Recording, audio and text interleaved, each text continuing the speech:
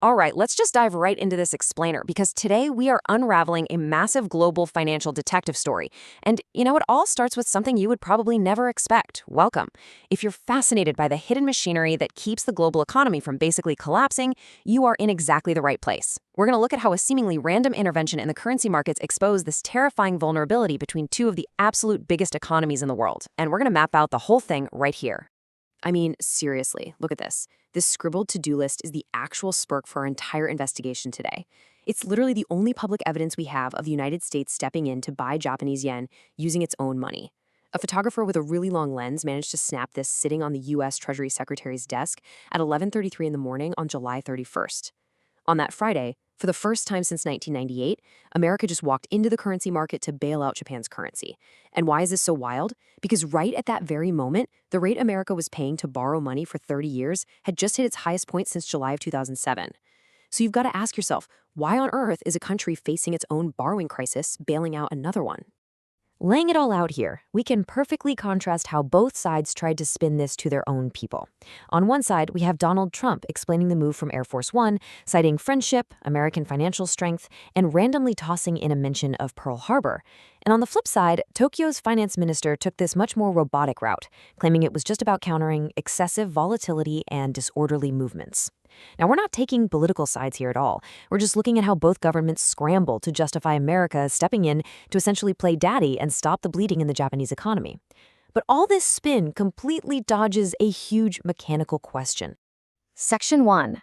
The secret piggy bank. So how exactly does the U.S. government find the money to just buy billions in a foreign currency on a random Friday afternoon without ever asking Congress? There was zero public debate. The money just moved. Well, the answer is the Exchange Stabilization Fund, or the ESF.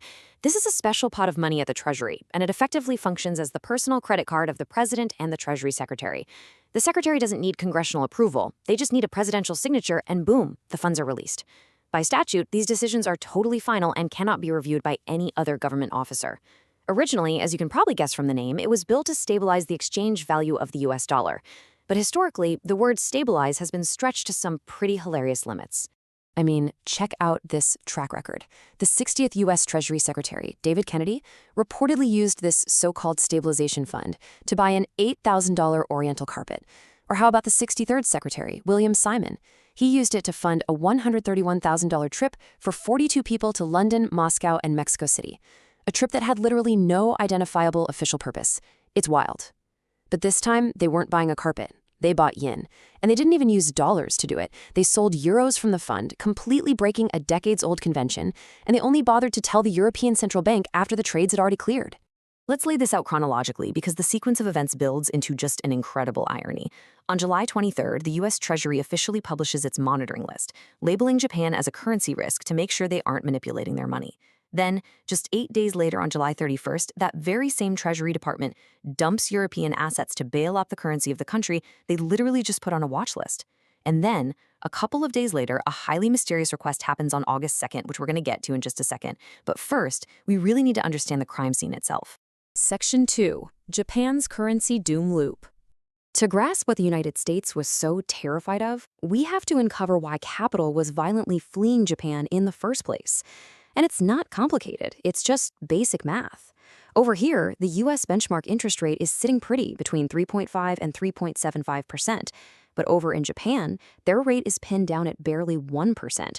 Now, capital doesn't have feelings, it's not loyal. Capital simply flows to wherever it's paid the highest yield.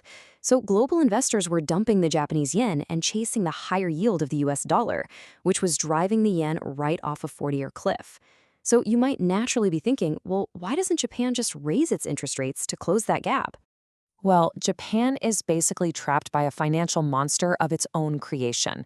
To keep borrowing costs near zero for decades, the Bank of Japan had to buy its own government bonds, to the point where they now own roughly 50% of the entire Japanese government bond market. The bonds they hold pay almost nothing. But if the central bank raises rates to save the yen, they suddenly have to start paying out billions in interest to commercial banks, while still earning absolute zero on that massive pile of bonds they are stuck holding. To really put that pain into perspective, just look at this staggering number. 13 trillion yen. That is the cost just to service Japan's debt this year, out of a total budget of 122.3 trillion yen. Japan has a brutal choice to make. They can afford to defend the yen, or they can afford their debt, but they absolutely 100% cannot do both. This trap left them with really only one desperate move, and it's a move that sent shockwaves all the way to Washington. Section 3. Selling America's Debt. Because currencies always trade in pairs, to make the yen go up, Japan had to buy yen and sell dollars. But where exactly was Japan going to get the dollars? Sure, Japan has a massive war chest, but it's not in liquid cash. Out of roughly $1.3 trillion in reserves, about $930 billion sits in securities, and that is mostly American government bonds. Japan is the largest foreign holder of U.S. debt on Earth, more than China, more than the U.K. But you can't exactly hand a U.S. Treasury bond to a currency dealer and ask for change. To get the cash to defend the yen, Japan had to start selling off its American paper. And sell they did. Look at this figure, $66.7 billion. In May, Japan's holdings of American government debt fell by that exact amount. That is literally the single largest one-month drop in U.S. Treasury holdings by any country in recorded history. Japan needed dollars fast, and they flooded the open market with American bonds to get them. And it worked. Well, for about 3 weeks, until the mathematics of the bond market kicked in. This triggered a total nightmare scenario, the FX intervention feedback loop, or let's just call it what it is, the doom loop. When Japan floods the market with U.S. bonds, the price of those bonds naturally drops. When bond prices drop, the interest rate, meaning the cost for the U.S. to borrow money, goes up. So, by selling American debt, Japan actually pushed U.S. interest rates even higher. This made that rate gap we talked about earlier even wider, which just made capital flee Japan even faster. Every single dollar Tokyo raised to fix their currency actually made the root cause of the falling yen worse. It's a machine eating its own tail. The resulting whiplash is just insane. $74 billion. That is how much Japan burned through in just 4 weeks to defend its currency. And the result? That massive interest rate gap between the US and Japan hadn't budged at all. The yen was still near 40-year lows.